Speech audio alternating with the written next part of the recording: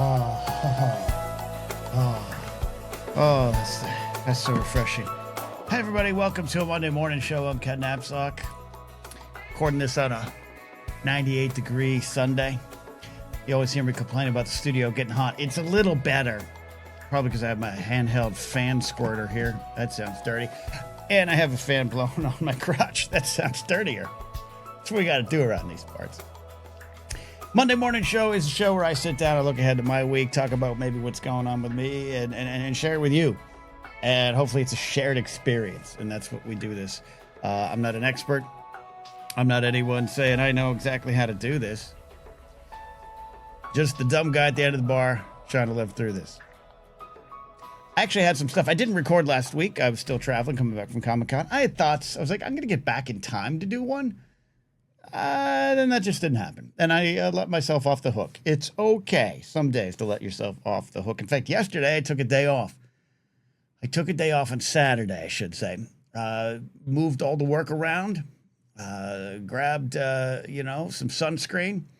Got taffeta in my car, and we drove to Ventura and went to the beach. It was 80 degrees up there. It was 96, 98 in the valley when we left. So, it was good. And I thought about doing an entire video on, if you can, pressing the pause button. We've talked about that before, but I don't do that often. I don't let myself have any rest.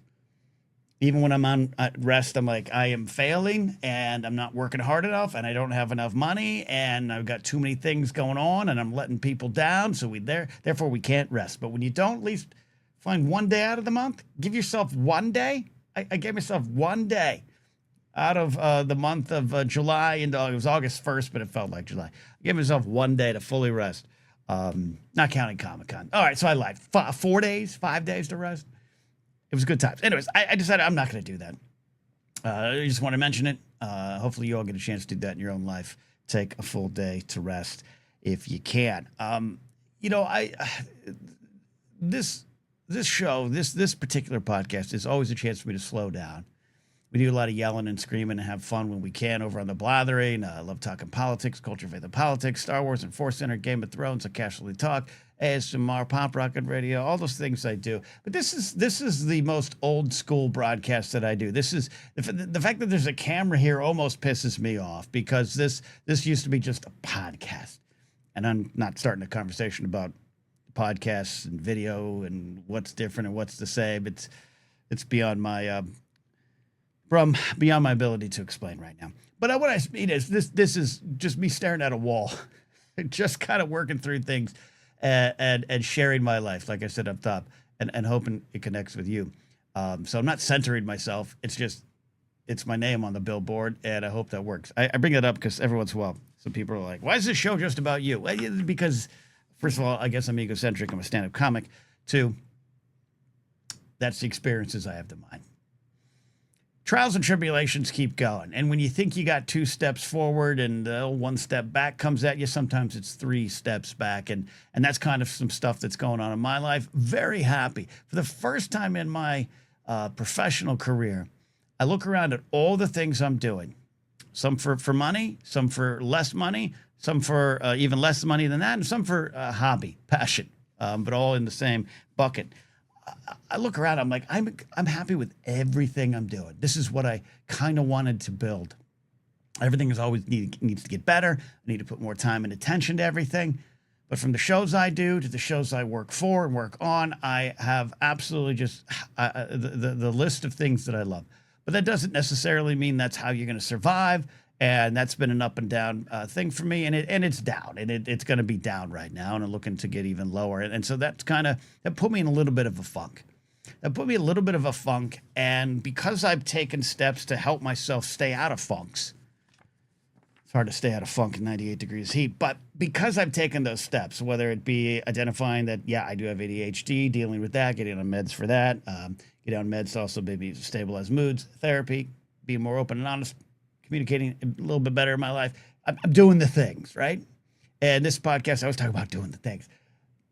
But I've said this years ago. I've said this for 4 years. I've said, like, sometimes when you think you work through things, for me, depression-related things, and when it comes back on a day, a week, or extended period of time, that's number one, feels bad. But two, I've always, and I don't know if you feel this way, I've always felt worse that I, quote, let it come back, right? Because there's that tendency to believe that we've solved everything. We've constantly, if you take the right steps, you move forward, you'll never go back to the mind and soul and body that you were. And that's just not the case. I mean, speaking of bodies, how many times have I kind of been like, oh, I'm getting in good shape. I'm eating good. We've solved it. And then 3 weeks later, I'm 12 ding dongs in and enjoying a dirty Dr. Pepper from McDonald's. We've always got to continue to change. We got to continue to get better. We got to continue to work at it, rest when can, but also realize that you're going to have those missteps, or even not missteps, but some of the obstacles, even the obstacles you thought you moved past, me, financial security, those kind of things, they can come back. And I was feeling guilty about feeling depressed. And I had a good talk about it, professional talk with my therapist. And there was one thing she said that seemed so simple, but I wanted to share it. And that is, don't dismiss your feelings. Your feelings are indicators. I was feeling down midweek last week, just looking ahead at the struggle in my life and career that is still present, the one that's been draining me for a couple of years now, even though, again, good steps and I feel better. It's still a struggle. Where the next steps are not always clear. I love where I am. So how do I get these shows and things I work on to be the things that keep me afloat? I take it pretty. Sometimes it's just things you can't change. Sometimes it's just the industry. When I got laid off at Collider, it was just, that was it. Because that was the reason. Was the reason they couldn't afford us. It wasn't me. I think there was a little bit of ageism at the time, but also not really. It just was. It was. I was the first out the door. It's not about me. Not even about them. It's just what is. So I'm kind of in a what is kind of situation of when I look to my immediate future. And because I'm depressed about it, I got really angry at myself for being depressed, because I'm like supposed to, know how to handle this better. And then what I do is I spin that depression or those just exhausted feelings that, just the ones that hit deep, I spin it off into something worse, which I'll get to. But the feelings are the indicators of what's going on, of what's going on inside your mind and soul, and those affect your thoughts, and your thoughts are what drive your action. So when the feelings are hurt or when the feelings are down, you need to acknowledge those. And I know it seems so simple. I'm a human being. I've written songs and depressing poems. I know we all have constant flow of emotions, but it hit me really hard mid last week, and it was a good reminder. But also what I do. And this is one of those things I really hope it connects with folks out there. One of the things I always do too is when I'm feeling down or there's a situation that's got you down, the struggles are real, right? We have to put food on our table. We have to hopefully get shelter over our heads. We have to maintain relationships, professional and personal. There's a lot of things constantly in motion in our lives. Sometimes they'll go bad, and that can cause real feelings. But what I did last week and what I've done for a lot of my life is, I really spin those out. I take those depressive feelings, and it kind of comes down to feelings versus like negative, habitual, self-defeating thoughts. And the depression, which again, could be chemical, could be learned trait, or just a real thing that we all deal with, that's a doorway for me, and maybe for you, to those real, habitual, negative, self-defeating thoughts, where it does then feel like this is all about my failures. This does feel like I'm just overwhelmed to the point of destruction and doom, and I've got to pull those apart. Bad feelings, situation tough, a little sad, maybe frustrated, real feelings. Indicators of what's going on with you, indicators of things that might be affecting your thoughts. And for me, I love taking those thoughts and just feeding them into the negative. I was going to say fax machine, but fax machines were these things we used to have back in the day, kids. Just feeding it into the paper shredder, right? And I love to run with that. Even though I don't love the results, I love to run with that. And I started to run with that this past week. And that's what I'm talking about carrying into the next week and hopefully changing it. Again, constant change, constant struggle of moving forward. It's not going away for any of us. But don't dismiss those feelings, because then you can identify what's going on and then identify the steps that you take to spin it out into something really negative. That is not about the situation, but it's about you. And about you maybe pulling yourself down. Or your old systems. We talked recently about the old systems. The old systems will they're fighting. The old systems inside of you, that programming, does not want to change. It fights it. Fights it. And I guess this week I was fighting it. And then what that spins me off into is, well, I guess, in order to survive and put food on the table, there's things we all might have to do. But I focus on the worst of those. And I have a negative attitude towards even the things that maybe would be positive steps but aren't what I want. And I focus on them. And I shrug emotionally and say, well, I guess that's what I'm stuck with. I guess that's what I got to do. I used to, a year ago, be really scared about being homeless. And that's not out of the picture in terms of not having this place to live or having my own place. But I had to take those words out of my mouth. In my life, other people are not so lucky, but in my life, I have enough support that I'd have a bed to sleep in. I'd have a room to be in. I'd have a garage to put my stuff in. And I wouldn't be actually on the streets. And I had to stop saying that. Over the years, I've heard there's a power in positive thinking. You got to manifest things. You got to put those positive words on a Post-it note.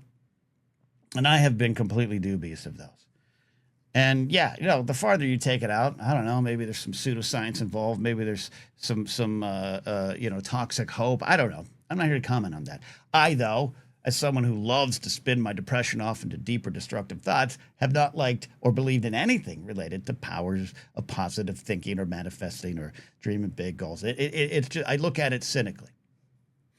But in what's going on inside my brain, and I hope you're following this, depressive feelings turning into negative thoughts that are habitual and self-defeating, which turns into going, well, I guess I have to do this thing, and it's like a negative goal.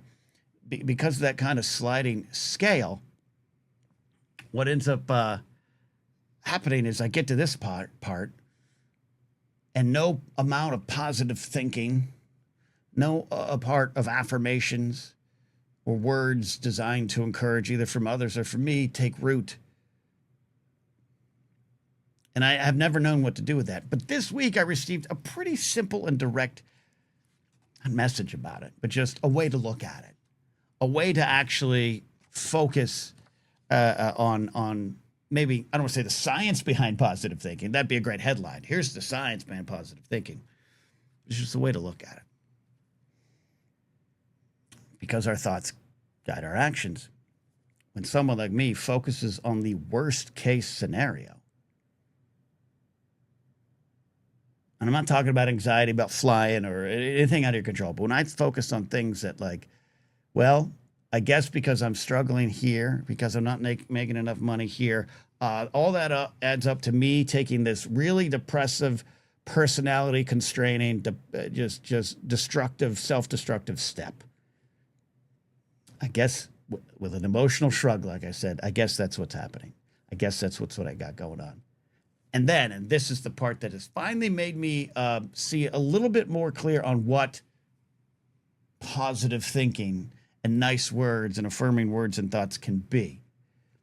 And that is when you focus on that negative thing or those negative goals. These things are happening, therefore, I guess I got to do this thing, which I don't want to do. And it's beyond just what you don't want to do. It's something that will be destructive to me. You focus on it so much that those become the goals. It becomes kind of what you're working towards. And I've had conversations with people about this, like, oh yeah, I was losing my job and it was really bad, and I just kept telling myself, well, I'm going to lose my job and I'm going to be homeless, and that's what happened. Now, it doesn't mean you're going to flip a rock and there's $1 million there. Again, not everyone's so fortunate. Support systems are different. but I think you always know what I mean. I'm speaking in general terms, but yes, I've had conversations with many folks, and I've been the one to say, those aren't nice words. Don't say that about yourself. That's not true. It's going to work out. I've said those. Sometimes they feel like platitudes, but really they come from a sincere spot inside my heart when I'm talking to someone else, but not when I'm talking to me. And so those negative goals become what I seem to be working for. I don't want to do that. Dear God, I think I might have to do that. Dear God, I think this is happening. Oh my God, it's happening. Hey, I'm working towards that because that is what I think is going to happen. You know what I mean? There are realities around me and around you. There are big dreams. Love to be a millionaire. There's those dreams, but there is the path forward that is best for us. All the changes, all the steps we're taking, all the emotional journeys, all the career advancements, all those things in front of us. Instead of just looking at it as magic words, look at it as an actual focus. A chemical and almost scientific focus on what you want to do, as opposed to what you fear might have to happen. It's no guarantee that those things don't happen. Obviously, no one can guarantee that. But that flipped the way in which I look at the concept of being positive or working towards goals or saying good things about yourself. If I keep calling myself a fat ass, I guess I'm going to end up as a fat ass in my own heart and mind, right? Instead of like, all right, well, let's eat better. All right, let's exercise more. Let's have a higher, self-esteem about your look. Let's not shame yourself. Let's not shame anyone or yourself about their bodies. How about we do that? It's a simple way to look at it. But as I go forward in this week, the fears about next steps in my life and career that have dominated my last 2 years need to be changed. They need to be sidestepped. I need to look at them different. I need to create positive goals, not focus on the negative goals to the point that they become the path forward. And that all begins by not dismissing your feelings. You're feeling sad? You're feeling sad. Analyze it. Ask about it. Ask yourself questions. Look for evidence. All these things I keep talking about on this channel, they're all tools that we have, we can reach for inside of us to question those negative thoughts, to question those feelings and see what's really going on, to see what is an acknowledgement of what is really happening, and also to see what might be clouding the steps forward. That is my week. Also, I might sit on an ice pack or two. It's a living. Thanks for watching. Thanks for supporting on Patreon. You get this early, and I hope that makes a difference in your life. I want to do more over there on the Patreon page as always, but it's just a good place to support someone like me doing this independently. So consider supporting over at patreon.com/Napzok. Trying to do more watch-alongs. I need to get back to some fresh pop rock and radios and give those to you. All those good things, yes. But really appreciate the support. Become a channel member over on YouTube and call into the Blathering. Get onto the Blathering .live website to leave a voicemail. Be part of the community here. Be part of the shows. All right. I think you can tell with the heat that my voice is starting to go. My mouth is mushy. We got to get out of here. All right. That's it. We'll see you next time here on Monday Morning Show.